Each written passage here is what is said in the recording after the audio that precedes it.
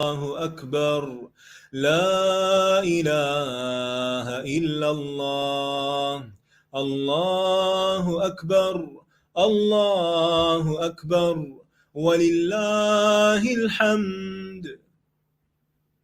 أعوذ بالله من الشيطان الرجيم. بسم الله الرحمن الرحيم. الحمد لله رب العالمين الرحمن الرحيم مالك يوم الدين. إياك نعبد وإياك نستعين. اهدنا الصراط المستقيم صراط الذين أنعمت عليهم غير المغضوب عليهم ولا الضالين.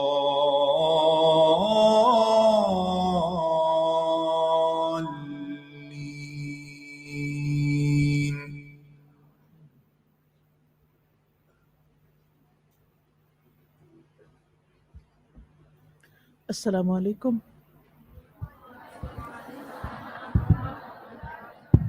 السلام علیکم ورحمۃ اللہ وبرکاتہ. وعلیکم السلام ورحمۃ اللہ وبرکاتہ. کیا حال ہے سب کا؟ الحمدللہ. الحمدللہ. تو آپ نے مزید کچھ غور و فکر کیا؟ کیا غور و فکر؟ قصے کیوں پڑھنے چاہیے؟ کیوں پڑھنے چاہیے؟ غور و فکر کے لیے. لعلہم یتفکرون. فاقصص القصص لعلہم یتفکرون. میرا کام ہے بیان کرنا اور آپ کا کام ہے غور و فکر کرنا، اور تھرو آؤٹ یہی آپ کا ٹارگٹ ہونا چاہیے کہ جو کچھ بھی ان واقعات میں سے آپ پڑھیں اس پر بھرپور طریقے سے غور و فکر کریں.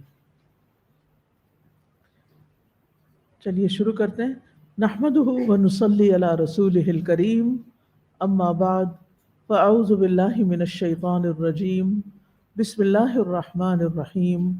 رب اشرح لی صدری ویسر لی امری واحلل عقدۃ من لسانی یفقہوا قولی. الحمد للہ العلی الاعلی خلق فسوى وقدر فہدى. احمدہ سبحانہ واشکرہ علی نعمہ التی تترى. لا الہ الا اللہ وحدہ لا شریک لہ لہ الحمد فی الآخرۃ والأولی. تمام قسم کی حمد اللہ کے لیے ہے جو بلند اور سب سے اعلیٰ ہے. اس نے پیدا کیا، پھر درست اور ٹھیک ٹھیک بنایا، اور اندازہ مقرر کیا اور ہدایت دی. میں اللہ سبحانہ وتعالیٰ کی حمد کرتی ہوں اور اس کی ان نعمتوں پر اس کا شکر بجا لاتی ہوں جو اس نے پے در پے انعام فرمائیں. اللہ کے سوا کوئی معبود برحق نہیں، وہ اکیلا ہے، اس کا کوئی شریک نہیں. اسی کے لیے آخرت میں اور دنیا میں ہر قسم کی حمد ہے. تو ہم سب کو کیا کرنا ہے؟ اللہ کی حمد و ثنا بیان کرنی ہے، دل سے الحمدللہ کہنا ہے، کیونکہ جو دل سے اللہ کا شکر ادا کرتا ہے، اللہ کی تعریف کرتا ہے، تو اس کی نعمتوں میں اضافہ ہوتا ہے، اور جو نعمتیں اس کو ملی ہوئی ہیں وہ باقی رہتی ہیں. تو آج ہم نے جو حمد کی خاص طور پر وہ کس بات پر تھی کہ اس نے پیدا کیا پھر درست اور ٹھیک ٹھیک بنا دیا. تو آج کی حمد انسان کی تخلیق سے متعلق ہے. آج ہم قرآن مجید میں بیان ہونے والے بہترین قصوں میں سے ایک قصہ جو بنی نوع انسان کے باپ آدم علیہ السلام کا ہے، اس کا ذکر کریں گے، جو اول البشر تھے، سب سے پہلے انسان تھے۔ اور انبیاء کے تذکروں میں سے بھی سب سے پہلا تذکرہ آدم علیہ السلام ہی کا ہے، کیونکہ وہ سب سے پہلے نبی تھے۔ اور قرآن مجید میں ترتیب کے اعتبار سے وارد ہونے والے قصوں میں بھی سب سے پہلا قصہ آدم علیہ السلام کا ہے۔ تو اس اعتبار سے مناسب معلوم ہوتا ہے کہ ہم آج آدم علیہ السلام کے بارے میں بات کریں۔ آدم علیہ السلام اس زمین پر آنے والے سب سے پہلے انسان ہیں، سب سے پہلے نبی ہیں۔ ابو امامہ رضی اللہ عنہ سے مروی ہے کہ ایک آدمی نے کہا، اے اللہ کے رسول، کیا آدم علیہ السلام نبی تھے؟ یعنی آپ سے پوچھا گیا کیا وہ نبی تھے؟ تو رسول اللہ صلی اللہ علیہ وسلم نے فرمایا ہاں، اور ان سے کلام بھی کیا گیا تھا۔ کس نے کلام کیا؟ اللہ سبحانہ وتعالی نے۔ عام طور پر ہم بات کرتے ہیں موسیٰ علیہ السلام کی کہ اللہ تعالیٰ نے ان سے کلام کیا، یا رسول اللہ صلی اللہ علیہ وسلم کی جن سے اللہ تعالیٰ نے کہاں کلام کیا؟ شب معراج کے موقع پر۔ تو ان میں سے کلام کیے جانے والے پیغمبروں میں سے ایک آدم علیہ السلام بھی ہیں جن سے اللہ تعالیٰ نے کلام کیا۔ یہ اللہ کے چنے ہوئے نبی ہیں جن کے بارے میں سورۃ آل عمران میں آتا ہے، ان اللہ اصطفیٰ آدم و نوحا و آل ابراہیم و آل عمران علی العالمین۔ بے شک اللہ نے آدم اور نوح کو اور ابراہیم علیہ السلام کے گھرانے اور عمران کے گھرانے کو جہانوں پر چن لیا، یعنی یہ اللہ کے خاص چنے ہوئے بندے تھے۔ تو اللہ سبحانہ تعالیٰ نے ہمیں خبر دی ہے کہ اللہ تعالیٰ نے آدم علیہ السلام کا انتخاب فرمایا، تمام مخلوقات پر منتخب کیا، انہیں اپنے ہاتھ سے پیدا کیا اور ان میں روح ڈالی، اور فرشتوں کو حکم دیا کہ وہ انہیں سجدہ کریں، انہیں اپنی جنت میں ٹھہرایا، انہیں ایسا علم، حلم اور بردباری اور شرف اور فضیلت عطا کی جس کی بنا پر وہ اس وقت کی تمام مخلوقات سے افضل قرار پائے۔ اور پھر یہ کہ ان کی اولاد کو بھی اللہ تعالیٰ نے عزت بخشی۔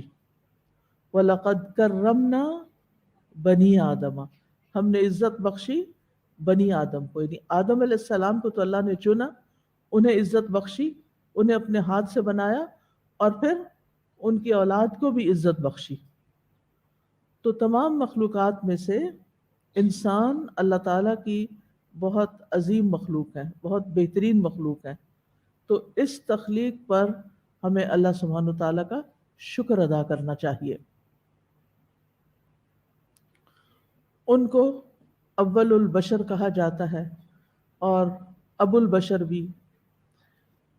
ابو ہریرہ رضی اللہ عنہ سے روایت ہے کہ رسول اللہ صلی اللہ علیہ وسلم نے فرمایا، اللہ تبارک و تعالی قیامت کے دن لوگوں کو جمع کر کے فرمائے گا، مومن کھڑے ہو جائیں یہاں تک کہ جنت کو ان سے قریب کر دیا جائے گا۔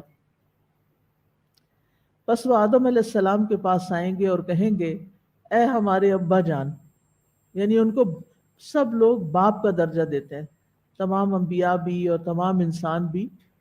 تو وہ جنت کے قریب پہنچ جائیں گے تو کہیں گے، اے ابا جان، ہمارے لیے جنت کھلوا دیں، ہمارے لیے جنت کھلوا دیں۔ تو وہ کیا جواب دیں گے؟ تمہیں تمہارے باپ کی غلطی نے تو جنت سے نکلوایا تھا، تو میں یہ کام کرنے والا نہیں، یعنی میں نہیں کھلوا سکتا، میرے بیٹے ابراہیم خلیل اللہ کے پاس جاؤ۔ تو یہاں پر آدم علیہ السلام تمام انسانوں کو کیا سمجھتے ہیں؟ اپنی اولاد، اور ابراہیم علیہ السلام کو کیا کہہ رہے ہیں؟ بیٹا۔ ٹھیک ہے؟ تو آدم علیہ السلام کی اولاد ہونے کے ناطے ہم سب ایک دوسرے کے رشتہ دار بھی ہیں، کہیں نہ کہیں، کسی نہ کسی طرح، کوئی قریب کے اور کوئی دور کے۔ قرآن مجید میں آدم علیہ السلام کے قصے کی تکرار بھی ہوئی ہے، ان کا نام تقریباً 25 بار آیا ہے، اور سورۃ البقرہ، الاعراف، الاسراء، الکہف اور طٰہٰ میں ان کا واقعہ بیان ہوا ہے۔ ہماری کوشش یہ ہوگی کہ ان تمام جگہوں کی آیات کو جو ایک دوسرے سے ملتی جلتی ہیں ساتھ ساتھ بیان کر کے واقعے کی تفصیلات آپ کے سامنے رکھیں۔ آدم علیہ السلام کا مختصر قصہ کچھ یوں ہے کہ انسان کی تخلیق سے پہلے اللہ تعالیٰ نے فرشتوں اور جنات کو پیدا کیا تھا۔ فرشتے نور سے پیدا ہوئے جو ہر وقت اللہ سبحانہ تعالیٰ کی تسبیح اور تقدیس بیان کرتے ہیں اور اللہ کی نافرمانی نہیں کرتے۔ جنات کی تخلیق آگ سے ہوئی، جنوں میں کچھ اچھے بھی ہیں اور کچھ اس کے علاوہ بھی ہیں۔ آدم علیہ السلام کی تخلیق سے پہلے جنات زمین پر رہتے تھے، لیکن انہوں نے زمین پر بہت فساد مچایا، خون ریزی کی، نافرمانیاں کی، کفر اور شرک کیا۔ چنانچہ اللہ تعالیٰ نے زمین میں ایک نئی مخلوق پیدا کرنے کا ارادہ کیا اور فرشتوں کو اس سے آگاہ کیا کہ وہ زمین میں خلیفہ بنانے والے ہیں۔ فرشتوں نے جب یہ سنا تو اللہ کے حضور بطور سوال عرض کیا، اے اللہ، کیا آپ ایک ایسی مخلوق کو پیدا کرنا چاہتے ہیں جو زمین کو فساد اور خون ریزی سے بھر دے گی؟ کیونکہ جنوں کے پاس بھی اختیار تھا، اس لیے انہوں نے فساد کیا۔ اب انسان کو بھی با اختیار مخلوق بنایا جا رہا تھا، تو اس لیے فرشتوں کو پریشانی لاحق ہوئی۔ تو فرشتوں نے اس نئی مخلوق کو بھی جنات پر قیاس کیا تھا، اور وہ یہ سمجھے کہ نئی مخلوق بھی جنات کی طرح بے حد سرکش اور نافرمان ہوگی۔ وہ بولے کہ ہم آپ کی تسبیح و تحلیل کے لیے کافی ہیں۔ تو اللہ تعالیٰ نے جواب دیا کہ آدم علیہ السلام، آدم کے پیدا کرنے میں جو حکمتیں ہیں تم ان سے واقف نہیں، بلکہ میں خوب جانتا ہوں۔ چنانچہ اللہ تعالیٰ نے آدم علیہ السلام کو مٹی سے پیدا کیا، ان میں روح پھونکی، اور انہی سے ان کی بیوی حوا علیہ السلام کو پیدا کیا، اور پھر آدم علیہ السلام کی پشت سے قیامت تک پیدا ہونے والی ان کی تمام اولاد کی روحوں کو نکالا۔ یہ دنیا میں آنے سے پہلے یہ کام ہو گیا کہ جس روح نے آنا ہے وہ سب پیدا ہو چکی ہیں۔ اور کن سے پیدا ہوئی؟ آدم علیہ السلام کی پشت سے۔ پھر اللہ تعالیٰ نے سب فرشتوں کو حکم دیا کہ وہ آدم کے آگے سجدے میں گر جائیں، تو سب فرشتوں نے اللہ کی اطاعت کرتے ہوئے فوراً آدم علیہ السلام کو سجدہ کیا، لیکن ابلیس جو جنوں میں سے تھا اس نے اپنے رب کے حکم کی تعمیل سے انکار کر دیا۔ اس کا انکار کرنا تکبر اور بڑائی کی بنا پہ تھا۔ اس نے یہ دلیل پیش کی کہ میں آدم سے بہتر ہوں۔ اس بے ادبی پر اللہ تعالیٰ نے اسے اپنی بارگاہ سے دور کیا، اسے مردود اور ملعون قرار دیا۔ اللہ تعالیٰ نے آدم علیہ السلام اور ان کی بیوی حوا کو جنت میں ٹھہرایا اور کہا کہ تم جہاں سے جو چاہو بلا روک ٹوک خوب کھاؤ پیو۔ پھر ایک درخت کی طرف اشارہ کر کے فرمایا کہ کھانے کی غرض سے اس درخت کے قریب بھی نہ جانا اور اس کے کھانے سے مکمل پرہیز کرنا۔ شیطان کو جب اس بات کا علم ہوا کہ آدم اور حوا علیہ السلام کو ایک خاص درخت کے پھل کھانے سے منع کیا گیا ہے، تو وہ ان کو ورغلانے اور پھسلانے کی کوشش کرنے لگا۔ آدم علیہ السلام اس کے فریب میں آ گئے اور آدم اور حوا دونوں نے درخت کے پھل کو کھا لیا، جس کے نتیجے میں ان سے جنت کا لباس اتروا لیا گیا۔ اللہ تعالیٰ نے آدم اور حوا کو جنت سے نکال کر زمین پر بھیج دیا۔ آدم علیہ السلام کو اپنی غلطی کا احساس ہوا، انہوں نے اللہ سبحانہ تعالیٰ سے توبہ کی، اللہ تعالیٰ نے ان کی توبہ قبول کر لی اور انہیں نبوت کے لیے چن لیا، اور آدم اور حوا سے پھر باقی تمام انسانی نسل کو آگے بڑھایا اور زمین پر بسایا۔ تو یہ ہے مختصراً آدم علیہ السلام کا قصہ اول سے آخر تک، اور یہاں سے نسل انسانی دنیا میں پھر پھیلتی چلی گئی۔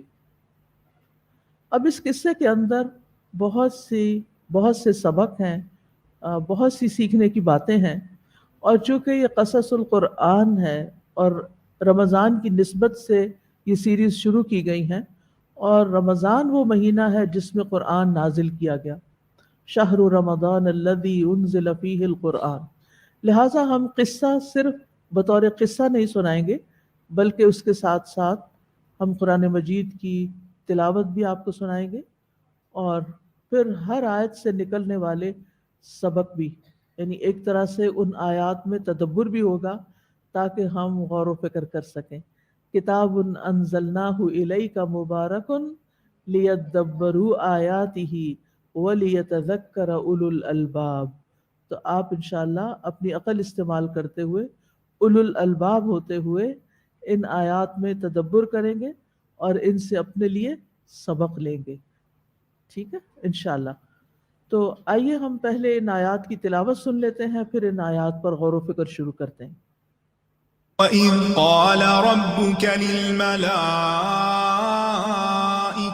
إِنِّي جَاعِلٌ فِي الْأَرْضِ خَلِيفَةً قَالُوا أَتَجْعَلُ فِيهَا مَن يُفْسِدُ فِيهَا وَيَسْفِكُ الدِّمَاءَ وَنَحْنُ نُسَبِّحُ بِحَمْدِكَ وَنُقَدِّسُ لَكَ قال إني أعلم ما لا تعلمون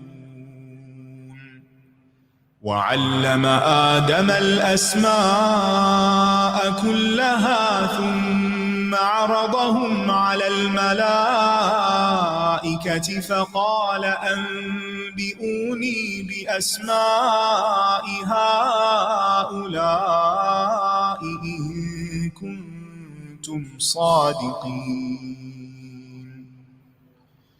قالوا سبحانك لا علم لنا إلا ما علمتنا إنك أنت العليم الحكيم قال يا آدم أنبئهم بأسمائهم فلما أنبأهم بأسمائهم قال ألم أقل لكم إني أعلم غيب السماوات والأرض وأعلم ما تبدون وما كنتم تكتمون وإذ قلنا للملائكة اسجدوا لآدم فسجدوا إلا إبليس أبى واستكبر وكان من الكافرين وقلنا يا آدم اسكن أنت وزوجك الجنة وكلا منها رغدا حيث شئتما ولا تقربا هذه الشجرة فتكونا من الظالمين فأزلهما الشيطان عنها فأخرجهما مما كانا فيه وقلنا اهبطوا بعضكم لبعض عدو ولكم في الأرض مستقر ومتاع إلى حين فتلقى آدم من ربه كلمات فتاب عليه إنه هو التواب الرحيم قلنا اهبطوا منها جميعا فإما يأتينكم مني هدى فمن تبع هداي فلا خوف عليهم ولا هم يحزنون والذين كفروا وكذبوا بآياتنا أولئك أصحاب النار هم فيها خالدون.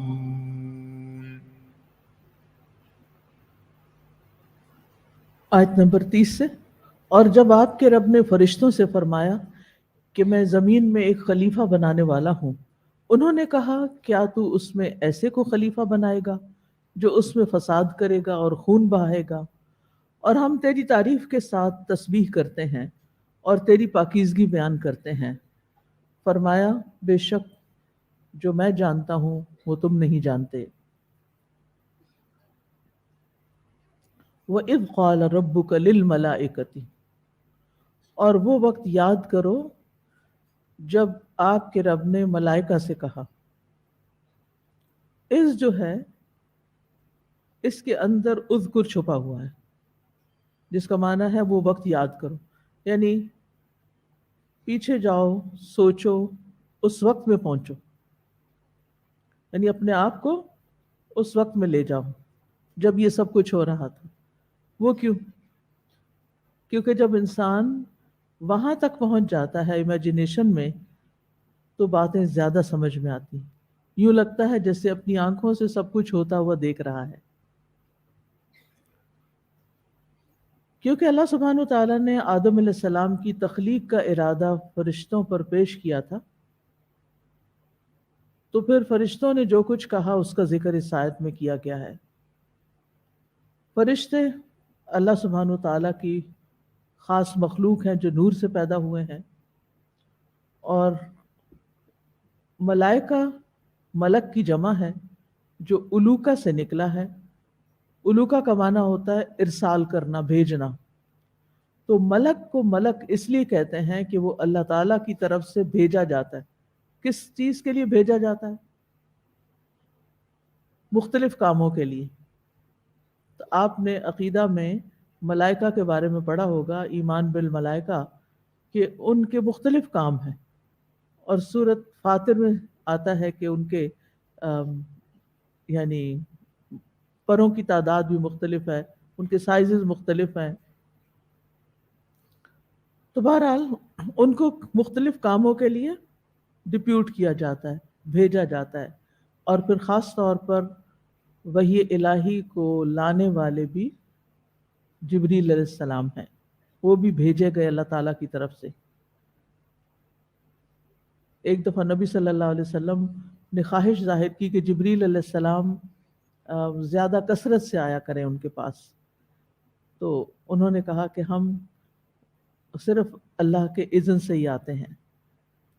تو اللہ سبحانہ تعالیٰ ان پر اپنے احکامات نازل کرتے ہیں، مختلف کام ان کو دیتے ہیں، اور یہ بھاگ بھاگ کے کرتے ہیں.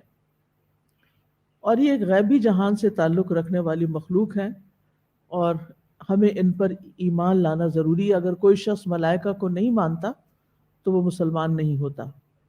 یہ عالم جن و انس کے علاوہ ایک تیسری مخلوق ہے. ان کی مختلف ذمہ داریاں ہیں، مختلف کام ہیں. تو آدم علیہ السلام کی تخلیق کے بارے میں اللہ تعالیٰ نے فرشتوں کو خبر دی.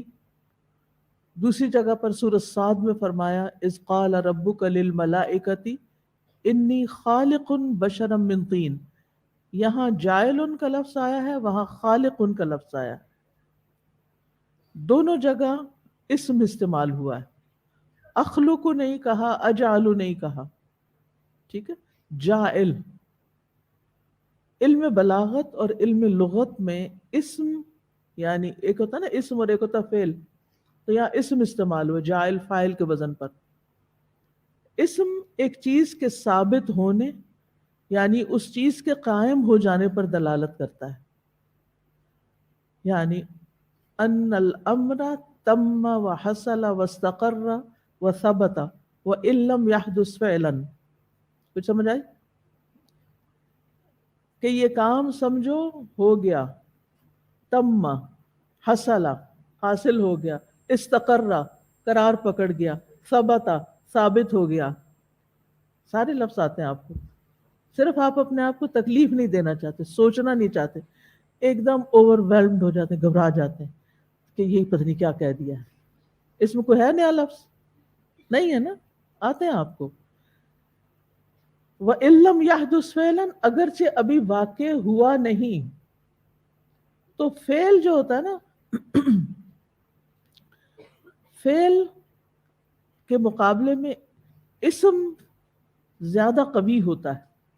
یعنی ارادے کی پختگی ہے اس میں، کہ یہ تو میں کر ہی، سمجھو ہو ہی گیا، یہ تو میں کرنے والا ہوں، میں نے کر ہی دیا، ایسا ہو جا، ایسا ہوگا. ٹھیک ہے. مثلا ایک ہوتا ہے حافظ اور ایک ہوتا ہے یحفظ. کیا فرق ہے؟ حافظ تو ہو چکا، تبھی حافظ کہتے ہیں نا کسی کو، اور یحفظ ابھی کر رہا ہے. ٹھیک ہے. تو اسم جو ہے یہ کسی چیز کے ثابت ہونے پر دلالت کرتا ہے. تو انی جاعل فی الارض خلیفہ، میں تو لازماً زمین میں ایک خلیفہ بنانے والا ہوں. خلیفہ کون ہوتا ہے؟ خلیفہ وہ ہوتا ہے جو کسی کی موت کے بعد یا اس کے غائب ہونے کے بعد اس کا جانشین بنے، یا وہ تمام امور خود سر انجام نہ دے سکنے کی صورت میں بعض معاملات میں اس کا نائب ہو. تو یہاں خلیفہ سے مراد اللہ کا خلیفہ لینا درست نہیں، کیونکہ اللہ سبحانہ و تعالی نہ تو کہیں غائب ہوتے ہیں اور نہ ہی ان کو کبھی موت آئے گی. وہ ہمیشہ سے ہیں، ہمیشہ رہیں گے. تو اس لیے کبھی بھی اللہ کا خلیفہ نہیں ہے، ٹھیک ہے، بلکہ اس سے مراد وہ لوگ ہیں جو نسل در نسل ایک دوسرے کے جانشین بنیں گے. تو انسان کو خلیفہ بنانے کے متعلق کئی ایک اقوال ملتے ہیں تفاسیر میں. ایک ہے انسان زمین میں اللہ کا خلیفہ ہے، یعنی اللہ سبحانہ تعالیٰ نے جو کام اس کے ذمے لگائے، یہ اس معنی میں خلیفۃ اللہ، اس میں اللہ کا جانشین ہونا مراد نہیں ہے یہاں، بلکہ الگ معنی میں کہ اللہ تعالیٰ نے جو کام اس کے ذمے لگائے ہیں کہ وہ زمین کو آباد کرے، اس کو تعمیر کرے اور سڑکیں بنائے، نہریں کھودے، یہ کام کوئی اور مخلوق نہیں کر سکتی. نہ جنات کر سکتے ہیں اور نہ فرشتے کرتے ہیں، نہ پرندے، نہ ہی شیر، گیدڑ وغیرہ، وہ یہ نہیں کام کرتے. یہ کام کون کرے گا؟ انسان کرے گا، یعنی زمین کو آباد کرنے کا کام. تو اس معنی میں خلیفہ کا لفظ استعمال ہوا ہے کہ جو کام اس کے ذمے لگائے جائیں گے وہ کام کرے گا، اور کام وہ اللہ سبحانہ تعالیٰ کی طرف سے ایک طرح سے اس کو الہام کیے جائیں گے. دوسرا ہے آدم علیہ السلام اپنے سے پہلے کی مخلوق کے نائب ہیں، اور پہلے کی مخلوق کون ہے؟ جنات. تیسرا انسان ایک دوسرے کا خلیفہ، یعنی ایک انسان دنیا میں آتا ہے، اپنا کام کرتا ہے، پھر وہ بچے پیدا کرتا ہے، تو وہ بچے اس کے کیا بن جاتے ہیں؟ جانشین، جو اس انسان کے فوت ہونے کے بعد یا کہیں چلے جانے کے بعد اس کے مال و متاع اور اس کی ذمہ داریوں اور وہ کام جو کر رہا ہے اس کو آگے لے کے بڑھتے ہیں.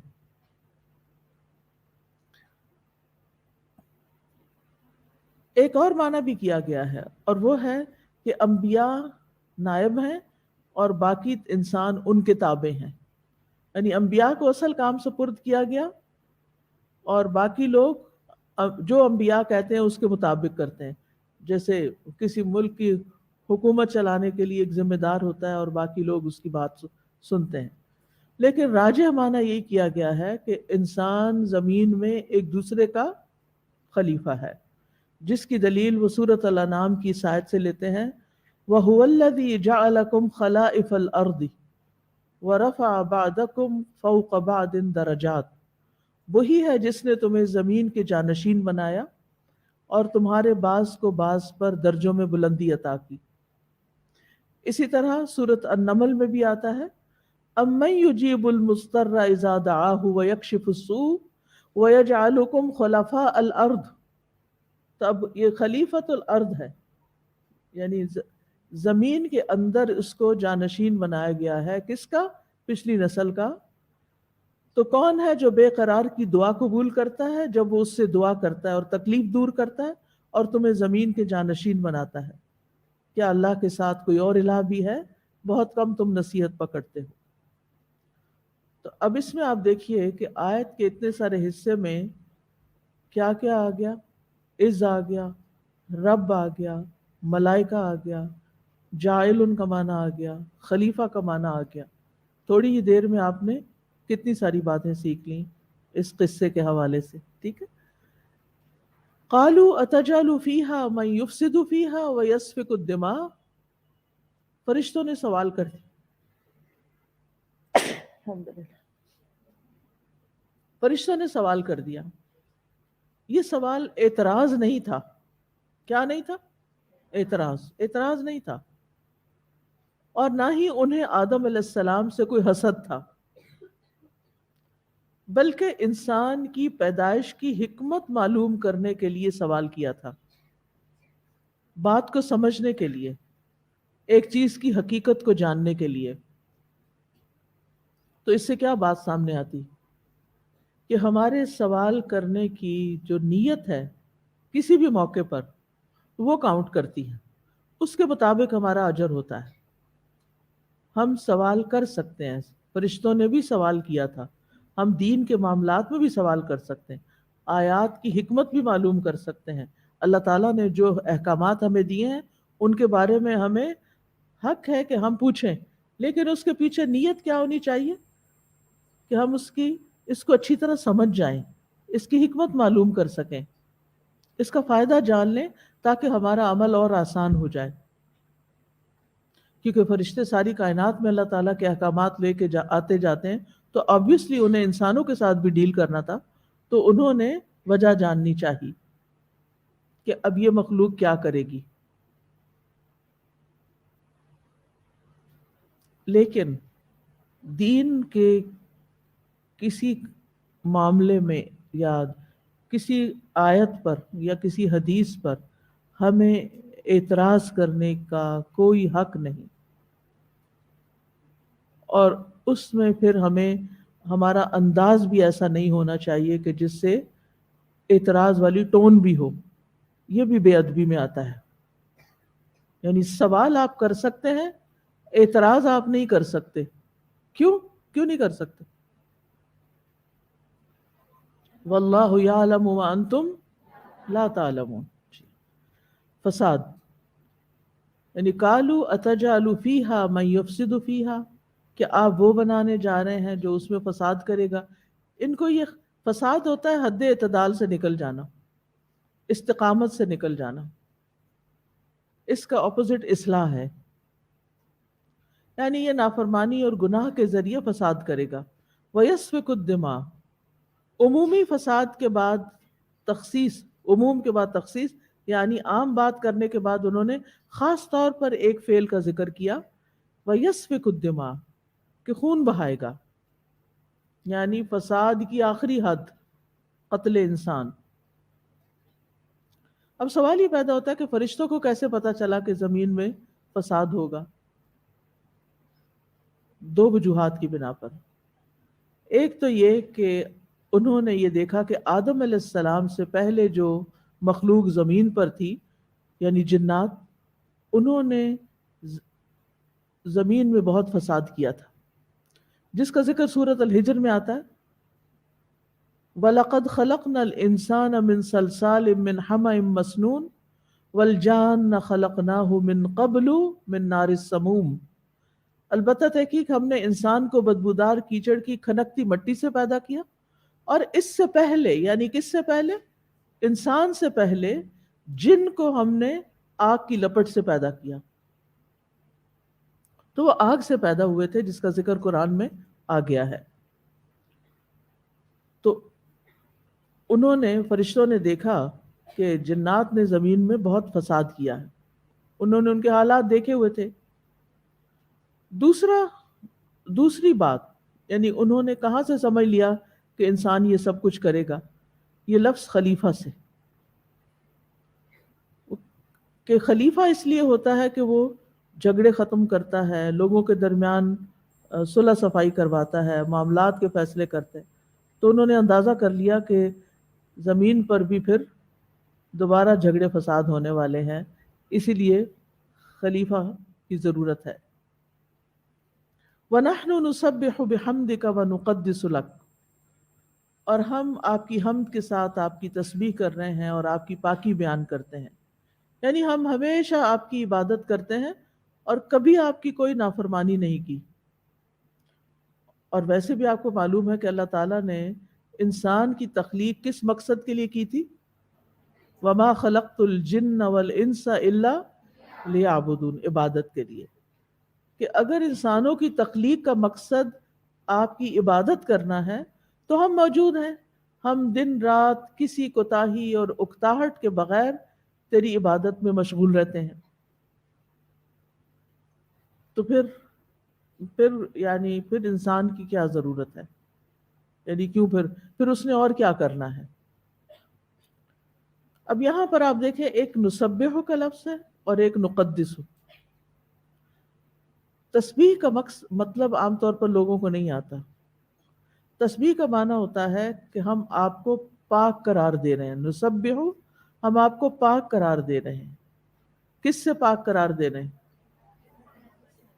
جی ہر عیب سے پاک، ہر نقص سے پاک، پھر آپ کے کمال میں کوئی کمی نہیں، اس سے پاک. اور آپ مخلوقات کی مماثلت سے پاک ہیں، آپ مخلوق جیسے نہیں ہیں. ان تمام چیزوں سے اللہ تعالیٰ کو منزہ اور پاکیزہ قرار دیا جاتا ہے. پھر تسبیح کے ساتھ حمد بھی بیان ہو رہی ہے، خالی تسبیح نہیں. یعنی ہم ایسی پاکیزگی بیان کرتے ہیں جس کے ساتھ حمد بھی ملی ہوئی ہے، کیونکہ تسبیح میں نقص سے پاک قرار دینا ہے اور حمد میں اللہ کے کمال کو ثابت کرنا ہے. یعنی آپ کی تعریف بھی، صرف اتنا نہیں کہ آپ میں عیب کوئی نہیں، بلکہ جواب دینا آپ کو ساتھ لے کے چلنا چاہتی ہوں، اس لیے، ورنہ میں خود ہی بتا دوں آپ کو، پھر آپ عادت سوتے جاگتے سنیں گے. اس لیے کہ بہت اہم چیز ہے. یہ سوال میرے ذہن میں اکثر آتا تھا کہ نسبح بحمد کا کیوں، ساتھ حمد کیوں ہے؟ تو تسبیح آدھا حصہ ہے اور حمد اس کی تکمیل ہے. تسبیح میں پاک قرار دینا کہ آپ میں کوئی عیب نہیں. اچھا، اب مثال کے طور پر اگر میں یہ کہوں کہ اس گلاس میں کوئی داغ نہیں، تو یہ بھی تعریف ہے کہ یہ صاف ستھرا ہے، لیکن یہ آدھی تعریف ہے. اگر میں یہ کہوں کہ یہ گلاس بہت چمکدار بھی ہے، اس میں کوئی داغ بھی نہیں اور یہ چمکدار بھی ہے، تو ایک طرف اس کی عیب سے نفی کر دی گئی اور دوسری طرف اس کی تعریف بھی کی گئی. تو اس سے پھر پورا کمال ثابت ہوتا ہے. وَنُقَدِّسُ تقدیس. اب ایک طرف تسبیح بھی پاکی بیان کرنا تھا اور اب یہاں تقدیس کا لفظ بھی آ گیا، اس کا معنی بھی پاک کرنا ہوتا ہے. تو تسبیح کہتے ہیں نامناسب چیز کی نفی کرنا، اور تقدیس کہتے ہیں شایان شان چیز کو ثابت کرنا. یعنی آپ پاک ہیں. تسبیح کا مطلب ہے آپ میں عیب کوئی نہیں، اور تقدیس کا مطلب کیا ہے؟ آپ ہر طرح سے پاک ہیں. تو قدوس سے مراد وہ ذات ہوتی ہے جو دوسروں کی شرکت کی محتاجگی اور شرک جیسی نجاستوں سے پاک ہوتی ہے. اور پھر یہاں یہ بھی کہا گیا نقدس لک، اور یہ جو لک ہے، یہ اس میں لام جو ہے یہ اختصاص کے لیے ہے، یعنی آپ ہی کے لیے، خالصتاً آپ کے لیے. اتنا بھی اگر کہتے نا نسبح بحمدک و نقدس، بات ہو جاتی، لیکن نقدس لک، آپ ہی کی، صرف آپ کی پاکیزگی ہم بیان کرتے ہیں، آپ کی تقدیس بیان کرتے ہیں. اور یہ فرشتوں کی خاص صفت ہے اور یہ فرشتوں کی غذا ہے. وَإِنَّا لَنَحْنُ الْمُسَبِّحُونَ، اور بے شک ہم تو تسبیح کرنے والے ہیں. یعنی اپنے کاموں کے ساتھ ساتھ وہ کیا کرتے ہیں؟ تسبیح کرتے رہتے ہیں. تو آپ بھی فرشتے بن جائیں، ذرا اپنے کاموں کے ساتھ ساتھ تسبیح بھی کیا کریں، ذکر بھی کیا کریں. فرشتے، کچھ فرشتے اللہ تعالیٰ کا عرش اٹھائے ہوئے ہیں، ہر وقت اٹھائے ہوئے ہیں، کام میں لگے ہوئے ہیں، لیکن اس کے ساتھ ساتھ کیا کرتے ہیں؟ تسبیح کرتے ہیں، دعائیں بھی کرتے ہیں. الذین یحملون العرش ومن حولہ یسبحون بحمد ربہم ویؤمنون بہ. اچھا، آپ میں سے کس کس کو عادت ہے روٹی پکاتے ہوئے تسبیح کرنے کی؟ کوئی الحمدللہ، کچھ لوگوں کے ہاتھ کھڑے ہوئے ہیں. باقی ہاسٹل کے لوگ ہوں گے، ان کو کبھی پکانے کی ضرورت ہی نہیں، ان کو تو من و سلوہ ملتا ہے. لیکن ان کی اور بہت سی ڈیوٹیاں ہیں، وہ صفائی ستھرائی کا کام کافی کرتے رہتے ہیں. تو جب آپ اپنے کمرے کو صاف کریں، اپنے ہاسٹل کو صاف کریں، تو ساتھ ساتھ آپ نے کیا کرنا ہے؟ تسبیح. کچھ لوگ بس یہ کرتے ہیں کہ وہ رقیہ لگا چھوڑتے ہیں یا پھر کوئی تلاوت لگا دیتے ہیں، وہ بھی اچھی بات ہے، لیکن صرف پیسو لسننگ کرنا کافی نہیں ہوتا. ٹھیک ہے، اپنی زبان سے بھی کچھ نہ کچھ پڑھا کریں اور یہ عادت ڈیولپ کریں. یہ عادت ڈلنے سے ہوتی ہے، ویسے نہیں ہوتی. پچھلے دنوں چونکہ بہت سی ٹریولنگ تھی تو مختلف جگہوں پہ لوگوں کو دیکھنے کا اتفاق ہوا، تو بعض اوقات یہ ہوتا ہے کہ لوگ بیٹھے ہوتے ہیں انتظار میں نا، اور ان کے ہونٹ سلے ہوئے ہوتے ہیں. نہیں سمجھ آئی؟ کسی چیز کے انتظار میں بیٹھے تو ہونٹ سلے ہوئے ہوتے ہیں، گاڑی میں بیٹھے ہوتے ہیں ہونٹ سلے ہوئے ہوتے ہیں. سخت تکلیف ہوتی ہے، سخت. کیوں؟ کہ ان کو پتہ ہی نہیں کہ اس وقت ان کے پاس کیا کچھ کمانے کا کتنا بڑا موقع ہے. ایک دفعہ الحمدللہ کہنے سے میزان بھر جاتا ہے، تو بیٹھے بیٹھے کتنی دفعہ آپ میزان بھر سکتے ہیں، اور یہ کل کو بہت کام آنے والا ہے. لیکن ہم اس کی پرواہ نہیں کرتے. ہم ٹریول کرتے ہیں، سفر کرتے ہیں، چل کے جا رہے ہوتے ہیں. مثلاً آپ اوپر سے سیڑھیاں اترتے ہیں، اس وقت تو عادت کچھ ہو ہی گئی ہوگی سبحان اللہ پڑھنے کی اور چڑھتے ہوئے اللہ اکبر پڑھنے کی، لیکن بیچ میں صحن بھی آتا ہے تو وہاں پہ چپ ہو جاتے ہیں، پھر کچھ بھی نہیں پڑھتے. وہاں استغفر اللہ پڑھ لیا کریں، کیونکہ اس کے بھی بڑے فائدے ہیں. ہمارے بہت سے کاموں میں رکاوٹ ہمارے گناہوں کی وجہ سے ہوتی ہے، اس لیے ہم سب کو کثرت سے استغفار کی ضرورت ہوتی. آدم علیہ السلام سے اللہ تعالیٰ ناراض ہوئے تو انہوں نے کیسے منایا؟ استغفار کر کے. اللہ تعالیٰ نے ان کو چن لیا. یعنی بعض اوقات انسان سے ایسی غلطی ہو جاتی ہے یا ایسے پاسٹ میں ایسے گناہ کر کے آیا ہوتا ہے کہ وہ اس کو کبھی کبھی ہانٹ کرتے رہتے ہیں، اس کی پنچنگ ہوتی رہتی ہے، میں نے یہ غلط کیا تھا. بس حل یہی ہے کہ جس وقت شیطان پریشان کرے فوراً استغفار شروع کر دیں، اور اللہ تعالیٰ معاف کرنے والا ہے. اور نہ صرف یہ کہ معاف کرنے والا ہے بلکہ چن لینے والا ہے. ٹھیک ہے نا؟ اللہ تعالیٰ ہماری طرح نہیں ہے کہ ہم اگر کسی نے ماضی میں کوئی غلطی کر دی ہمارے ساتھ یا کسی کے ساتھ، یا اس سے کوئی غلطی ہو گئی، ہم اس کو معاف نہیں کرتے. ایسا ہی ہے نا؟ یا اس کو جتائیں گے یا اس کے بارے میں بری سوچ سوچیں گے. ایسا نہیں کرنا چاہیے. ایسا نہ ہو کہ اس نے پتہ نہیں کتنی توبہ کر کے اللہ کو راضی کر لیا ہو اور اللہ نے اس کو چن لیا ہو خیر کے لیے، اور ہم اس کے بارے میں برا سوچ کے برا گمان کر کے اللہ کے ہاں پکڑے جائیں. تو جس حد تک ممکن ہو اپنے دلوں کو لوگوں کی طرف سے صاف کرتے رہا کریں. آپ لوگوں کو معاف کرتے رہیں گے، اللہ تعالیٰ آپ کو معاف کرے گا. تو فرشتے کام کرتے ہوئے تسبیح کرتے ہیں، ہم نے بھی کیا کرنا ہے؟ ہم نے بھی کام کرتے ہوئے تسبیح کرنے، کھانا پکاتے ہوئے، واک کرتے ہوئے، برتن دھوتے ہوئے، جھاڑو دیتے ہوئے، کچھ بھی کرتے ہوئے، جب اپنے آپ کو فارغ نہیں رہنے دینا. ہر وقت ذکر ذکر ذکر، کیونکہ جو والذاکرین اللہ کثیرا والذاکرات اعد اللہ لہم مغفرتا واجرا عظیما. کثرت سے اللہ کا ذکر کرنے والے مرد اور عورتیں. اور یہ جو میں کہہ رہی ہوں نا کہ اپنے آپ کو عادت ڈالیں، اس میں بہت خوش قسمت ہیں وہ لوگ جن کو قرآن مجید زبانی یاد ہے. آپ بس سورت کو شروع تو کر دیں، کوئی اگر آپ کو بیچ میں بولنے ڈسٹرب کرنے والا نہیں تو آپ دیکھیں گے آپ حیران ہوں گے کہ آپ تھوڑے سے وقت میں ایک کے بعد ایک سورت اور سپارے پہ سپارہ پڑھتے جائیں گے. صرف عادت ڈالنے کی ضرورت ہے. اپنے آپ کو عادت ڈالیں. ٹھیک ہے نا؟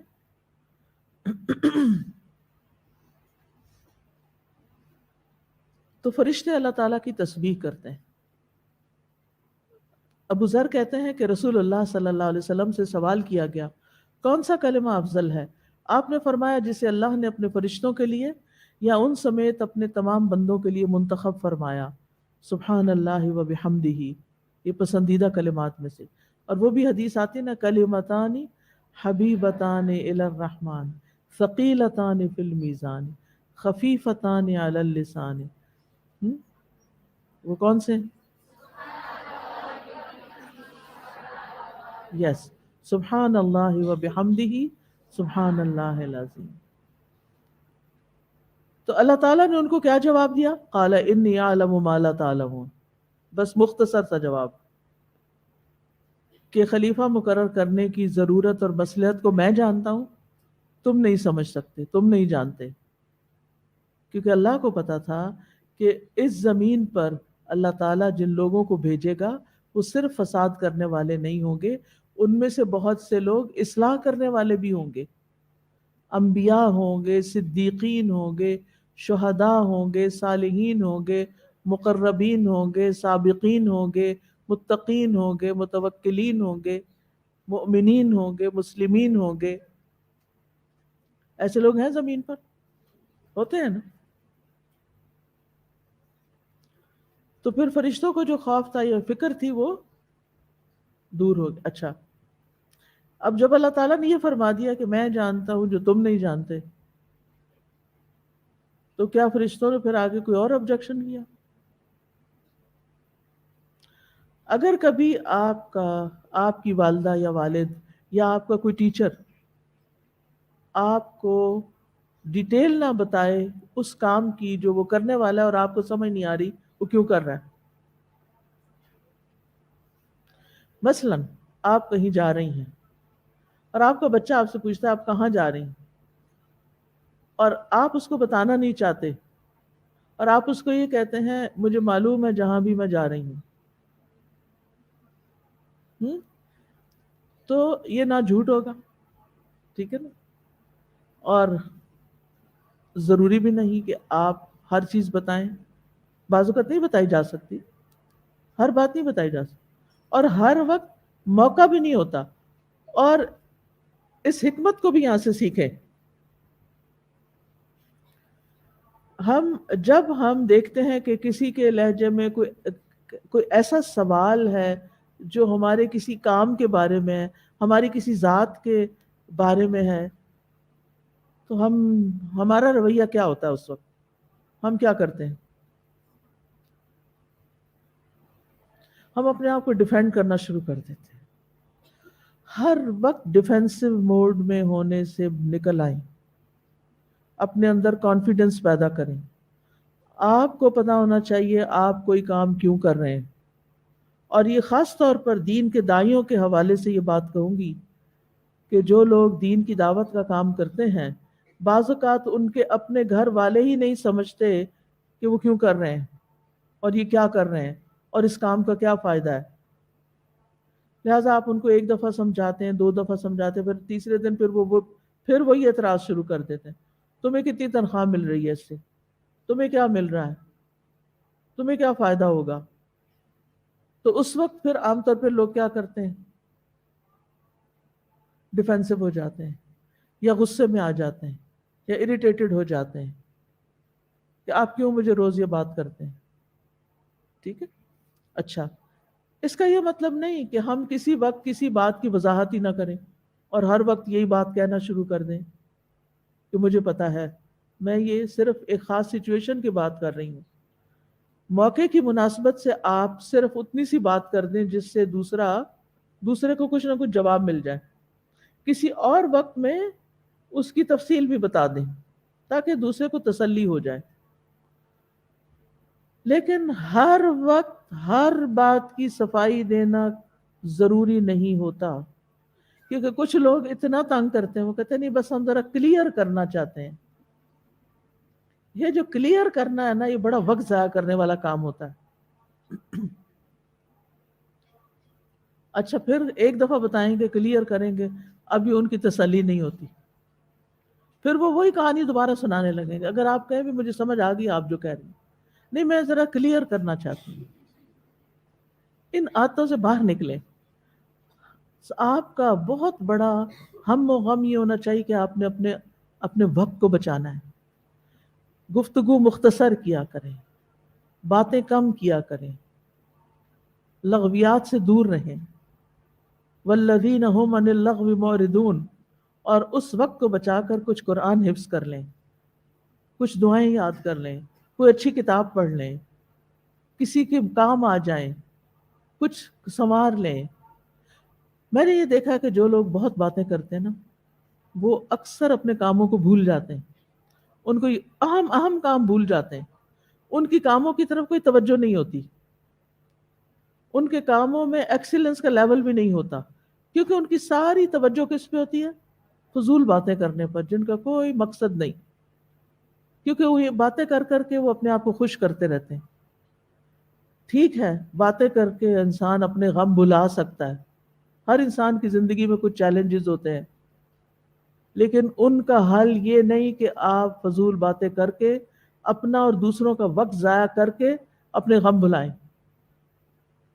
کچھ لوگ فون پہ آپ کو پکڑ لیتے ہیں، کچھ ٹیکسٹ کر کر کے آپ کو تنگ کرتے ہیں۔ ایسے سب جنوں کو قابو کریں۔ کیسے کریں گے؟ کوئی بتائے گا آپ میں سے؟ کوئی بتائے گا؟ جی کسی کے پاس حل ہی نہیں ہے، لگتا ہے سب اس کا شکار ہے۔ مجھے پتا کیا چیز بہت ڈراتی ہے؟ میں سوچتی ہوں کہ جب موت کا وقت آئے گا اور اس وقت اگر میں یہ کہوں کہ میری ساری جمع پونجی زندگی کی آپ لے لیں، سب کچھ لے لیں، مجھے 5 منٹ اور دے دیں کہ میں کچھ اللہ کا ذکر کر لوں، معافی مانگ لوں، توبہ کر لوں، کوئی صدقہ خیرات کر لوں، دیں گے مجھے؟ 1 سیکنڈ بھی نہیں دیں گے۔ اور ابھی میرے پاس ڈھیروں سیکنڈز ہیں، ڈھیروں منٹس ہیں، ڈھیروں گھنٹے ہیں، دن ہیں، میں کیوں نہیں ان کو استعمال کرتی؟ ہر لمحے کے لیے فکر مند ہوا کریں کہ اس کو میں نے کہاں استعمال کرنا ہے، اور اس کے لیے صرف کرنے کے کام نہیں، چھوڑنے کے کام بھی سوچیں۔ مجھے اپنی زندگی سے کیا کچھ نکال دینا چاہیے تاکہ میں اس کی جگہ زیادہ امپورٹنٹ کام کر سکوں؟ کون سے کام ایسے ہیں جو میرے علاوہ کوئی اور بھی کر سکتا ہے؟ وہ دوسرے کر رہے ہیں، مجھ سے بہتر کر سکتے ہیں، مجھے وہ کرنا چاہیے جو وہ نہیں کر سکتے۔ زندگی کو گنوائیں نہیں، اپنے آپ کو ضائع مت کریں، کسی دھوکے میں نہ رہیں کہ یہ جوانی ہمیشہ رہے گی اور یہ طاقت ہمیشہ رہے گی اور یہ وسائل ہمیشہ رہیں گے۔ ہمیں اگلے لمحے کا نہیں پتا ہمارے ساتھ کیا ہونے والا ہے۔ لہٰذا جن کاموں کی آپ کو حسرت ہے نا، ایک حسرت میں نے سب میں دیکھی ہے، اگرچہ اس کو پورا کرنے کے لیے کوئی خاص کوشش نہیں ہوتی، کاش ہم حافظ قرآن ہوتے۔ یہ اکثر لوگوں کو میں نے قریب سے دیکھا ہے، سنا ہے، بڑی آپ دعا کریں ہم بھی حفظ کر لیں۔ صرف ہماری دعاؤں سے آپ نہیں کرنے والے، جب تک آپ خود سنجیدہ فیصلہ نہیں کرتے، کیونکہ ما ہوا بالہزل، یہ کوئی کھیل تماشے کی چیز نہیں، یہ ایک سنجیدہ معاملہ ہے۔ اس کے لیے آپ کو سنجیدگی اختیار کرنی ہے، اس کے لیے آپ کو اپنا وقت نکالنا ہے۔ لہٰذا کیا کرنا ہے؟ فضول چیزوں کو زندگی سے باہر نکالنا ہے، وقت ضائع کرنے والے لوگوں سے بچ کے رہنا ہے، اور ایسے لوگوں کا ساتھ اختیار کرنا ہے جو اپنے وقت کو بہترین طریقے سے استعمال کرتے ہوں، ان کے پاس رہ کے سیکھیں وہ کرتے کیا ہیں۔ قال انی اعلم ما لا تعلمون، اس وقت اللہ تعالیٰ نے بس اتنی بات کہہ کے بات ختم کر دی کہ میں جانتا ہوں جو میں کرنے والا ہوں۔ آپ بھی جو کچھ کر رہے ہیں اس کے بارے میں آپ کو پتہ ہونا چاہیے آپ کیوں کر رہے ہیں۔ مثلاً یہ کورس کر رہے ہیں، کیوں کر رہے ہیں؟ اس لیے کہ امی نے بھیج دیا تھا، زبردستی چھوڑ گئی تھی، اس لیے کہ کوئی اور کام نہیں تھا تو میں نے کہا چلو یہی کر لیتی ہوں، فارغ وقت ہے۔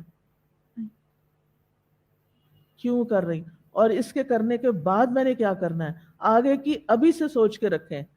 یہ نہیں کہ وہ جو پنجابی میں کہتے ہیں نا، ویڑے آئی جنج تو ونو کڑی دے کن، کیا مطلب ہے اس کا؟ کہ جب برات آ جائے تو وہ کانٹے پہنانے ہوتے ہیں نا دلہن کو، تو وہ تو سوراخ ہی کوئی نہیں ہے، جلدی سے سوراخ کرو۔ اب وہ بیچاری کا حال کیا ہوگا؟ کانوں سے بھی خون بہ رہا ہوگا، اور پھر وہ کانٹے جو پہن کے جائے گی تو بخار بھی ضرور چڑھے گا۔ تو اس لیے پہلے سے پلان کریں، آگے کیا کرنا ہے، کل کیا کرنا ہے، اگلے سال کیا کرنا ہے، اس کے بعد کیا کرنا ہے۔ اگر نہیں کریں گے پیچھے رہ جائیں گے. انی اعلم ما لا تعلم.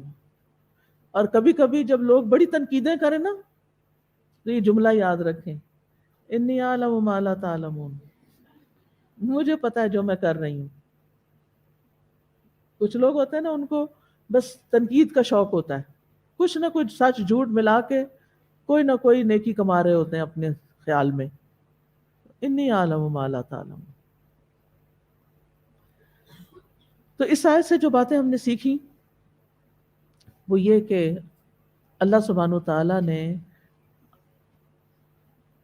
کلام کیا فرشتوں سے.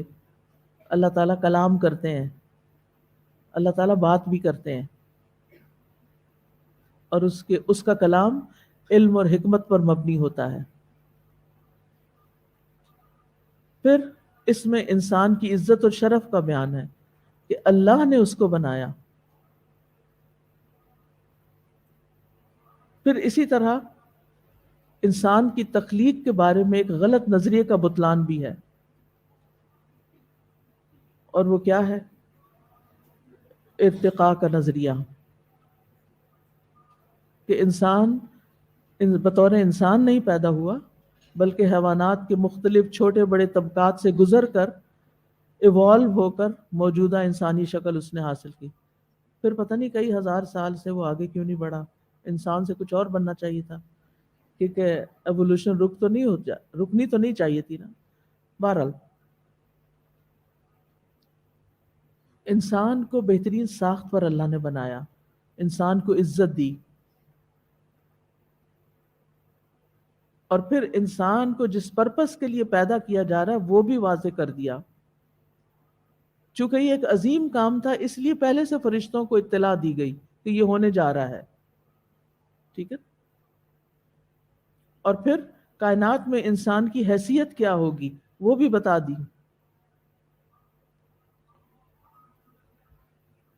پھر یہ ہے کہ فرشتے زمین میں فساد کو ناپسند کرتے ہیں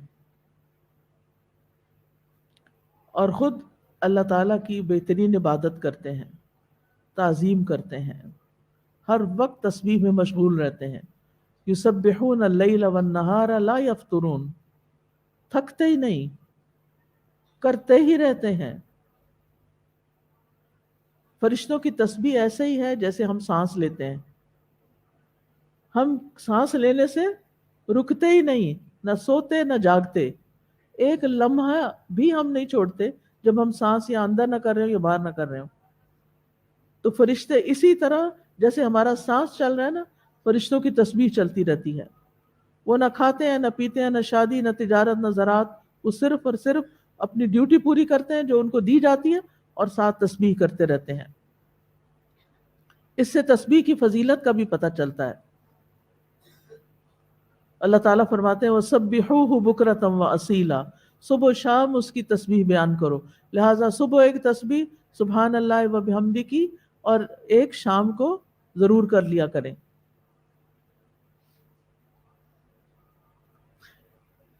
یہاں اس سے یہ بات بھی پتہ چلتی ہے کہ اگر انسان اپنی نیت درست رکھے اور نیت درست کر کے اپنے پسندیدہ ترین کام کو دوسروں سے شیئر کر لے تو اس میں کوئی حرج نہیں.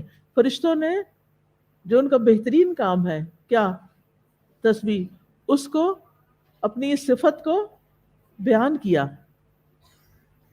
یہ کوئی تکبر نہیں تھا، کوئی بڑائی کی بات نہیں تھی، بلکہ مثلا اگر آپ کوئی اچھا کام کرنا جانتے ہیں اور کسی کو ضرورت ہو تو آپ وہاں ذکر کر سکتے ہیں کہ میں یہ کام جانتی ہوں، میں آپ کی ہیلپ کر سکتی ہوں. اس میں کوئی بڑائی کی بات نہیں ہے، یعنی کوئی بری بات نہیں ہے. بس دکھلاوا اور فخر جتانا مقصود نہیں ہونا چاہیے. نبی صلی اللہ علیہ وسلم نے فرمایا تھا میں اولاد آدم ہوں اور کوئی فخر کی بات نہیں. لیکن اگر اس میں انسان یہ کہے کہ میں بہت پاک انسان ہوں یا بڑا نیک انسان ہوں تو اس سے منع کیا گیا. جھوٹی تعریفیں بھی اپنی نہیں کرنی چاہیے اور اس کے ساتھ ساتھ اپنی پاکی نہیں بیان کرنی چاہیے. فلا تزکوا انفسکم هو اعلم بمن اتقى. پھر یہ کہ فرشتے غیب نہیں جانتے، فرشتوں کے پاس جزوی علم ہے اور اللہ کا علم کامل ہے۔ اور آخری سبق اس میں یہ ہے کہ انسان اگر مخلوقات میں سے کسی تخلیق کی حکمت نہ جان سکے تو سر تسلیم خم کر دے، سبحانک ما خلقت ھذا باطلا۔ بعض اوقات آپ انہونی قسم کی چیزیں دیکھ، بعض اوقات ہم صرف پرندے ہی دیکھتے ہیں تو ہم سوچتے ہیں پتہ نہیں یہ کیوں بنے، ان کا کیا کام ہے، ان کی کیا حکمت ہے۔ بعض اوقات زمین کے اندر ہم کیڑے مکوڑے دیکھتے ہیں، زمین کھودتے ہیں تو اندر سے کچھ چیزیں نکلنے لگتی ہیں، پتھروں میں، پہاڑوں میں، درختوں میں، جنگلوں میں طرح طرح کی مخلوقات ہیں۔ اور اب تو آپ دیکھیں کہ سوشل میڈیا کے دور میں اور پھر مختلف ایسی ایجنسیز ہیں، ایسی کمپنیز ہیں کہ جو نئی نئی چیزیں نکال کے، آپ ناسا کی ویب سائٹ پہ جائیں، آپ نیٹ جیو پہ جائیں، آپ مختلف جگہوں پہ، انسٹاگرام پہ یا ویسے ویب سائٹس پہ آپ دیکھیں تو حیران ہوں گے کہ کیا کیا تخلیقات سامنے آ گئی جو آج سے 10 سال پہلے بھی لوگوں کو پتہ ہی نہیں تھا ان کا۔ سمندر کی مخلوقات کو دیکھیں تو اس میں طرح طرح کی چیزیں ہیں، تو اس وقت دل میں ضرور خیال آتا ہے نا کہ پتہ نہیں یہ کیوں بنی، کیا کرتی ہے، اس کا کیا کام ہے، اس کا کیا مقصد ہے۔ تو اگر ہمیں مقصد نہیں پتا کسی کی تخلیق کا تو ہمیں کیا کرنا چاہیے؟ کیا کرنا چاہیے؟ اللہ نے کسی مقصد سے ہی بنایا، اللہ کو پتا ہے اس نے اسے کیوں بنایا۔ آدم علیہ السلام کی تخلیق کے بارے میں چند باتیں اور بھی ضروری ہیں کرنا۔ پہلی بات تو یہ کہ آدم علیہ السلام کو مٹی سے پیدا کیا گیا، اور قرآن مجید میں ہی مٹی کے مختلف اوصاف بیان ہوئے ہیں۔ سب سے پہلے تراب مٹی کو کہتے ہیں نا، ڈسٹ کو۔ ان مثل عیسیٰ عند اللہ کمثل آدم خلقہ من تراب ثم قال له کن فیکون۔ بے شک عیسیٰ علیہ السلام کی مثال اللہ کے نزدیک آدم کی مثال کی طرح ہے کہ اسے تھوڑی سی مٹی سے بنایا، پھر اسے فرمایا ہو جا تو وہ ہو گیا۔ تو آدم علیہ السلام کیسے پیدا ہوئے؟ مٹی سے پیدا ہوئے، لیکن کلمہ کن بھی، اور حدیث سے پتہ چلتا ہے کہ اللہ تعالیٰ نے ان کا ڈھانچہ اپنے ہاتھ سے بنایا تھا۔ ٹھیک ہے، ابھی میں آگے وہ حدیث ریفرنس کے ساتھ آپ کو بتاؤں گی۔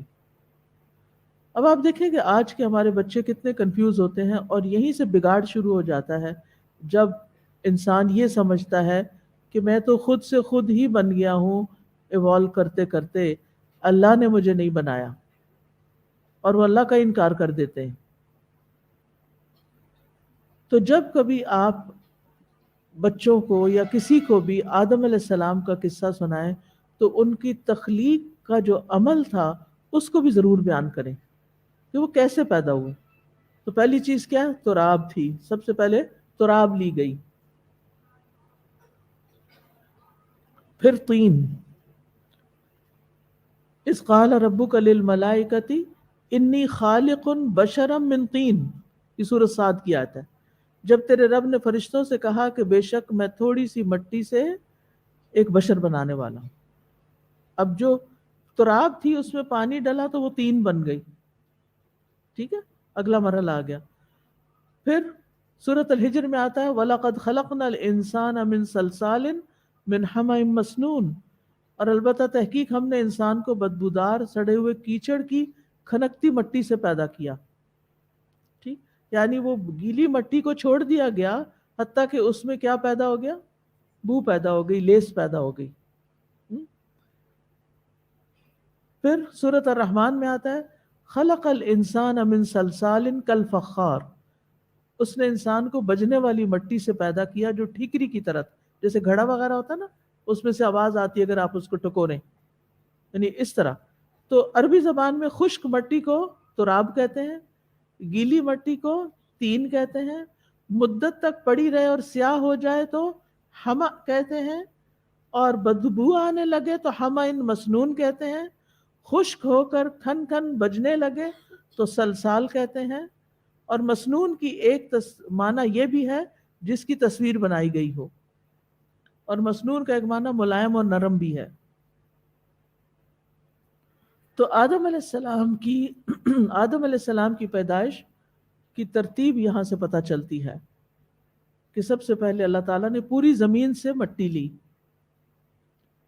اور پھر پانی ڈالا، اور پھر چھوڑ دیا، اور وہ لیسدار ہو گئی، کالی سیاہ ہو گئی، اس میں بو آنے لگی، اور پھر اس کو ڈھانچے کی شکل میں بنایا گیا، اور ڈھانچہ سوکھ کر کھن کھن بجنے لگا۔ اس کے بعد اس میں روح پھونکی گئی۔ تو زمین کی مٹی کے مختلف رنگ ہیں۔ اگر آپ ٹریول کریں نا تو ایون پاکستان کے اندر بھی مختلف پہاڑوں کے رنگ مختلف ہیں، مٹی کے رنگ بھی مختلف ہے، کہیں یلو مٹی ہے سنہری رنگ کی، کہیں لال مٹی ہے، کہیں براؤنش جیسے ہمارے ہاں عام طور پہ پائی جاتی ہے، کہیں ڈارک کلر سوری کہیں ڈارک کلر ہے، کہیں لائٹ کلر ہے۔ تو رسول اللہ صلی اللہ علیہ وسلم نے فرمایا آدم علیہ السلام 3 طرح کی مٹی سے بنائے گئے، 3 طرح کی مٹی سے، سیاہ، سفید اور سرخ۔ ایک اور حدیث میں آتا ہے مسند احمد کی، اللہ عز و جل نے آدم کو ایک مٹھی مٹی سے پیدا کیا تھا جو اس نے ساری زمین سے اکٹھی کی تھی، ایک مٹھی مٹی سے پیدا کیا جو ساری زمین سے اکٹھی کی گئی۔ یہی وجہ ہے کہ بنی آدم زمین ہی کی طرح ہیں، کچھ سفید ہیں، کچھ سرخ ہیں، کچھ سیاہ فام ہیں، کچھ اس کے درمیان، اس طرح کچھ خبیث ہیں، کچھ عمدہ ہیں، کچھ نرم ہیں، کچھ غمگین ہیں، اور کچھ ان کے درمیان، یعنی مزاج کے اعتبار سے بھی فرق ہے ان میں۔ پھر یاد رکھیے کہ ایک اور روایت میں آتا ہے کہ اللہ تعالیٰ نے، یہ عبداللہ بن عمر کہتے ہیں، یعنی کہ صحابی کا قول ہے، اور امام مجاہد سے مروی ہے کہ اللہ نے 4 چیزوں کو اپنے ہاتھ سے پیدا کیا، عرش، قلم، آدم اور جنت عدن۔ پھر تمام مخلوقات سے کہا ہو جا تو وہ ہو گئی، یعنی باقی ساری مخلوق کو کن کہہ کے پیدا کیا۔ اب یہاں پر یہ جو آدم اور جنت اور یہ عرش وغیرہ ہیں، جنت کی ایک اور جگہ پہ وضاحت آتی ہے جنت عدن کے بارے میں کہ ایک اینٹ سونے کی رکھی، ایک چاندی کی رکھی، اور مسک کی کستوری کا گارا، اور اس طرح اللہ تعالیٰ نے اپنے ہاتھ سے جنت عدن کو بنایا۔ اب آدم علیہ السلام کا جو ڈھانچہ تھا وہ اللہ تعالیٰ نے خود اپنے ہاتھ سے بنایا، اور پھر روح پھونکی، اور وہ کن کہہ کے یا جیسے بھی، کیونکہ آیت میں پیچھے آیا ہے کہ آدم علیہ السلام کی تخلیق کے وقت بھی کن کہا گیا تھا، ٹھیک، ہو جا، اور بس ہو گئے۔ آدم علیہ السلام کو سب سے بہترین صورت پر پیدا کیا گیا۔ سورۃ الاعراف میں آتا ہے وَلَقَدْ خَلَقْنَاكُمْ ثُمَّ صَوَّرْنَاكُمْ ثُمَّ قُلْنَا لِلْمَلَائِكَةِ اسْجُدُوا لِآدَمَ فَسَجَدُوا إِلَّا إِبْلِيسَ لَمْ يَكُنْ مِنَ السَّاجِدِينَ، اور یقیناً ہم نے تمہیں پیدا کیا، پھر ہم نے ہی تمہاری صورت بنائی، پھر ہم نے فرشتوں سے کہا کہ آدم کو سجدہ کرو، تو سب نے سجدہ کیا سوائے ابلیس کے، وہ سجدہ کرنے والوں میں نہ ہوا۔ تو خلقناکم ثم صورناکم، اللہ تعالیٰ نے آدم علیہ السلام کی تخلیق کو اپنی طرف منسوب کیا ہے، ٹھیک ہے۔ حدیث میں آتا ہے، مسند احمد کی روایت ہے، اللہ تعالیٰ نے آدم علیہ السلام کو اپنی صورت پر پیدا کیا، اللہ صورت ہی، اس کے 2 معنی ہیں، یعنی آدم علیہ السلام کو ان کی جو شکل اللہ نے سوچی تھی اس کے مطابق پیدا کیا، یعنی آدم علیہ السلام کی صورت پر پیدا کیا۔ یہ وہی صورت تھی جو ان کی پیدائش سے لے کر موت تک تھی، ان کے قد و قامت میں کوئی فرق نہیں آیا، یعنی اور لوگوں کے برعکس ان کی حالت تبدیل نہیں ہوئی، کیونکہ آدم علیہ السلام کے علاوہ باقی لوگ پہلے نطفہ ہوتے ہیں، پھر جمع ہوا خون، پھر گوشت کا ٹکڑا بنتے ہیں، پھر ماں کے شکم میں جنین یعنی حمل کی صورت میں ہوتے ہیں، پھر پیدائش کے بعد پہلے بچے بنتے ہیں، پھر جوان مرد بن جاتے ہیں، پھر ان کی جسامت مکمل ہوتی، پھر بڑھاپے کی طرف جاتے ہیں۔ آدم علیہ السلام جیسے بنے تھے ڈے 1 پہ، وہ بچے نہیں تھے، بچے کی شکل میں نہیں پیدا کیا، بلکہ جوان مرد کی شکل میں پیدا کیا، اور وہ موت تک ایسے ہی رہے، ٹھیک ہے۔ دوسرا یہ بھی کہا گیا ہے کہ صورت ہی کی ضمیر اللہ تعالیٰ کی طرف لوٹتی ہے، اور اس میں جمہور اہل سنت کا یہ قول ہے کہ اللہ تعالیٰ نے آدم علیہ السلام کو اپنی صورت پہ پیدا کیا۔ اب صورت کا مطلب اللہ تعالیٰ جیسے نہیں پیدا کیا، سمجھ آئیے، لیسا کمثلہ شیء، یعنی آدم اللہ تعالیٰ کی طرح نہیں تھے، بلکہ اس کی شرح وہ یہ بیان کرتے ہیں کہ اللہ سننے والا، دیکھنے والا، کلام کرنے والا ہے، تو یعنی جو جیسے اس کی شان کے لائق ہے۔ تو اس کا مطلب یہ ہے کہ انسان کے اندر بھی اللہ نے سماعت رکھی، بصارت رکھی، لیکن وہ اللہ کی طرح نہیں ہے، یعنی اللہ تعالیٰ نے انسان کو بھی کچھ ایسی کوالٹیز دی، ٹھیک ہے۔ اس کا یہ مطلب نہیں کہ انسان کا چہرہ اللہ تعالیٰ کے چہرے کی طرح ہے، یا انسان کی سماعت اللہ کی طرح، ایسا نہیں ہے اس کا معنی۔ پھر یہ کہ آدم علیہ السلام کا قد بہت لمبا تھا، کتنا تھا؟ 60 گز، یس۔ قیامت کے دن جب لوگ جنت میں داخل ہوں گے تو وہاں ان سب کا قد بھی اتنا ہو جائے گا۔ حدیث میں آتا ہے، صحیح بخاری کی حدیث ہے، جو کوئی بھی جنت میں داخل ہوگا وہ آدم علیہ السلام کی شکل اور قامت پر ہوگا۔ آدم علیہ السلام کے بعد انسانوں میں اب تک قد چھوٹے ہوتے رہے ہیں۔ آدم علیہ السلام کو جمعے کے دن پیدا کیا گیا، دیگر مخلوقات کو جمعہ کے دن عصر کے بعد پیدا کیا گیا۔ اب آپ دیکھیے کہ آدم علیہ السلام کو باقی ساری مخلوقات کے بعد پیدا کیا گیا، زمین، آسمان، جن، فرشتے سب کچھ پیدا ہو چکے تھے سب سے آخر میں، تو گویا پہلے ان کا گھر تیار کیا گیا، پھر ان کو لایا گیا۔ اور یہ تخلیق کائنات کا نچوڑ ہے، اور سب سے بہترین چیز ہے انسان عقل، شکل، سماعت، بصارت، ہر اعتبار سے باقی تمام مخلوقات پر فضیلت رکھتا ہے، اور یہی اس کو عزت بخشی گئی ہے۔ اور یہ بھی کہا جاتا ہے کہ باقی مخلوقات انسان کے لیے بنی ہے، ٹھیک ہے، انسان کی خدمت کے لیے۔ تو سب سے آخر میں کیوں بنایا؟ اس کی حکمت یہ بتائی جاتی ہے کہ ساری چیزیں بنانے کے بعد سب سے بہترین چیز بنائی گئی تاکہ ان سب سے کمپیئر کیا جائے کہ کوئی بھی ان جیسا نہیں ہے، وہ سب سے بہترین ہے۔ جیسے اللہ نے کتابوں میں سب سے افضل کتاب، نبیوں میں سب سے افضل نبی، امتوں میں سب سے افضل امت سب سے آخر میں رکھی، ٹھیک ہے۔ تو آدم علیہ السلام کی تخلیق کے بعد انہیں کچھ دیر، حدیث میں آتا ہے، ایسے ہی پڑا رہنے دیا گیا۔ السلسلہ صحیحہ کی حدیث ہے، جب اللہ تعالیٰ نے آدم علیہ السلام کا ڈھانچہ تیار کر لیا تو یوں ہی چھوڑ دیا۔ ابلیس اس کے ارد گرد گھوم کر اسے دیکھنے لگ گیا۔ جب اس نے دیکھا کہ یہ اندر سے خالی ہے، کہا میں اس کے مقابلے میں کامیاب ہو جاؤں گا، یہ ایسی مخلوق ہے جو خود پہ قابو نہیں پا سکے گی۔ بہرحال اس ڈھانچے میں پھر اللہ نے اپنی روح پھونکی۔ سورۃ الحجر میں فَإِذَا سَوَّيْتُهُ وَنَفَخْتُ فِيهِ مِن رُوحِي فَقَعُوا لَهُ سَاجِدِينَ، جب میں اسے درست کر لوں اور اس میں اپنی روح سے پھونک دوں تو تم سب اس کے آگے سجدہ کرنا۔ اب یہ نفخت فیہ من روحی، اپنی روح میں سے اللہ نے اپنی طرف منسوب کیا، یہ اضافت تشریفی ہے، عزت دینے کی نسبت ہے۔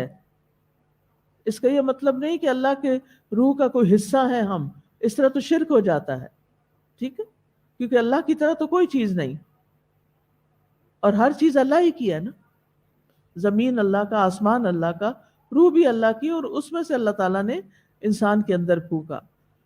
سورۃ سجدہ میں آتا ہے ثم سواہ ونفخ فیہ من روحہ، اللہ نے اسے درست کیا اور اس میں اپنی ایک روح پھونکی۔ جب اللہ تعالیٰ نے اپنی روح پھونکی، آدم علیہ السلام میں روح پھونکی، تو حدیث میں آتا ہے وہ ان کے سر تک پہنچی تو وہ چھینکے اور الحمدللہ رب العالمین کہا۔ اللہ تعالیٰ نے جواباً یرحمک اللہ کہا، اور پھر یہی ہمارے لیے بھی حکم ہے، اس لیے اس میں بخل نہ کریں۔ اور پھر یہ بھی ہے کہ یہ انہیں الہام کیا گیا تھا کہ وہ الحمدللہ کہیں چھینک آنے پر، اور مخلوق کی تخلیق کے وقت اللہ تعالیٰ نے اپنی کتاب میں لکھا تھا ان رحمتی تغلب غضبی، میری رحمت غضب پر حاوی ہے۔ آدم علیہ السلام کو پیدا کرنے کے بعد فرشتوں کے پاس بھیجا گیا تھا کہ ان کو سلام کرو، اور جو وہ جواب دے اسے غور سے سنو، وہی تمہارا اور تمہاری اولاد کا سلام ہوگا۔ تو آدم علیہ السلام نے فرشتوں کے پاس جا کر السلام علیکم کہا، انہوں نے کہا السلام علیکہ ورحمۃ اللہ، یہ رحمت اللہ کا لفظ فرشتوں نے اپنے پاس سے ایڈ کیا۔ پھر یہ کہ آدم علیہ السلام سے ہی ان کی بیوی کو پیدا کیا گیا۔ یا ایھا الناس اتقوا ربکم الذی خلقکم من نفس واحدۃ وخلق منها زوجها، اے لوگو ڈرو اپنے رب سے جس نے تمہیں ایک جان سے پیدا کیا اور اسی سے اس کا جوڑا بنایا۔ ٹھیک ہے، حدیث میں آتا ہے جب اللہ تعالیٰ نے آدم علیہ السلام کو پیدا کیا تو انہیں مٹی اور پانی سے پیدا کیا، اور حوا علیہ السلام کو ان کی چھوٹی پسلی سے پیدا کیا۔ پھر آدم علیہ السلام سے تمام انسانوں کی تخلیق ہوتی ہے۔ وَهُوَ الَّذِي أَنشَأَكُم مِّن نَّفْسٍ وَاحِدَةٍ، پھر یہ بات بھی یاد رکھیے کہ قیامت تک آنے والی تمام روحیں پیدا کر دی گئی ہیں۔ یہ سنن ترمذی کی روایت ہے۔ روحیں لشکر کی طرح ہیں، جس نے وہاں ایک دوسرے کو پہچانا یہاں آ کے بھی پہچانتا ہے اور ایک دوسرے سے محبت کرتے ہیں، اور جو وہاں نہیں پہچان سکی وہ یہاں بھی ایک دوسرے سے بیگانہ رہتی ہیں۔ یہ بات بھی یاد رکھیے کہ آدم علیہ السلام سے نیک اور بری روحیں نکلی، اور پھر یہ ہے کہ اللہ تعالیٰ نے اپنی مخلوق کو اندھیرے میں پیدا کیا، پھر اس پر دن کا نور ڈالا، پھر اسی دن ان پر نور ڈالا، دن کا نور نہیں، اسی دن ان پہ نور ڈالا، جس پہ وہ نور پڑ گیا وہ ہدایت پا گیا، جسے وہ نور نہ ملا وہ گمراہ ہو گیا۔ پھر یہ کہ سب انسان آدم کی اولاد ہیں، لہذا کیا کرنا چاہیے؟ سب کے ساتھ اچھا معاملہ، کسی کو جانتے ہو یا نہ جانتے ہو سلام کرتے جایا کریں۔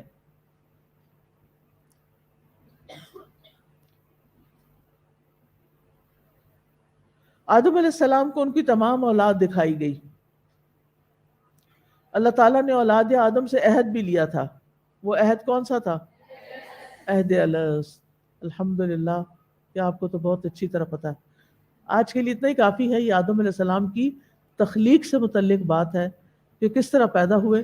اگر کوئی کویسچن ہو تو آپ لکھ کے دے سکتے ہیں، کل انشاءاللہ جواب دے دوں گی، اس میں لے آؤں گی، کہیں نہ کہیں انکارپوریٹ کر دوں گی۔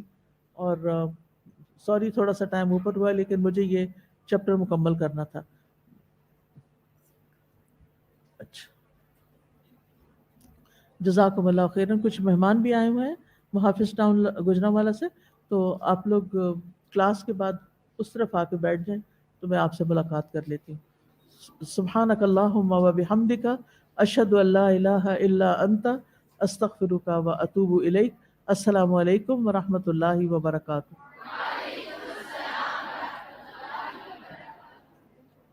اللهم صل على محمد وعلى آل محمد كما صليت على إبراهيم وعلى آل إبراهيم إنك حميد مجيد۔ اللهم بارك على محمد وعلى آل محمد كما باركت على إبراهيم وعلى آل إبراهيم إنك حميد مجيد۔